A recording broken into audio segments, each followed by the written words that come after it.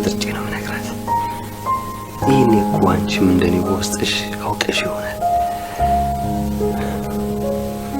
ቤቴን ፏፏ አድርጌ ቆንጆ ነገር አዘጋጅቼ ነው የምጠብቃት። የሆነ ቆንጆ ስጦታ አላዘጋጅላት እንዴ?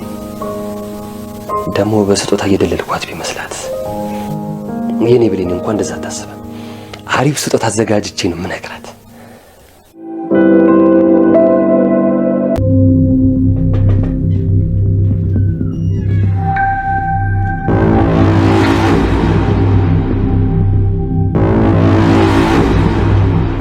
ብሌን ምን ሆነሻል? ምንድነው የተፈጠረው?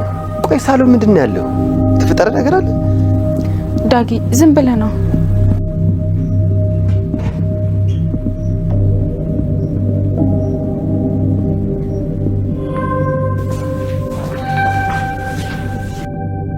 ጭራሽ ብለሽ ወደ አስከተልሽ ቤታችን ድረስ ይዘሽ መምጣት ጀመርሽ።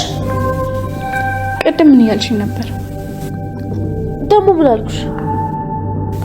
አንቺና ዳግም ስላደረጋችሁት ነገር እየነገርሽኝ ነበር።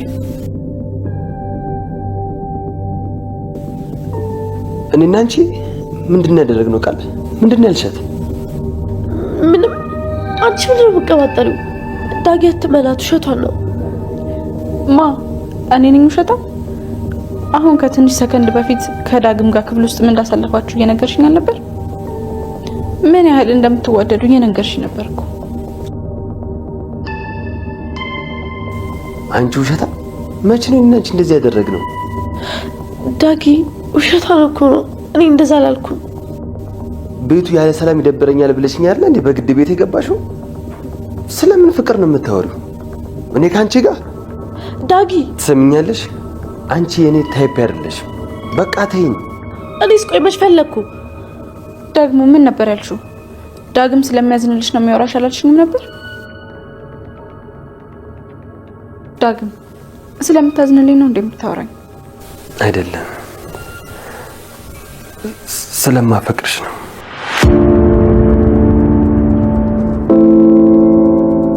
ምን?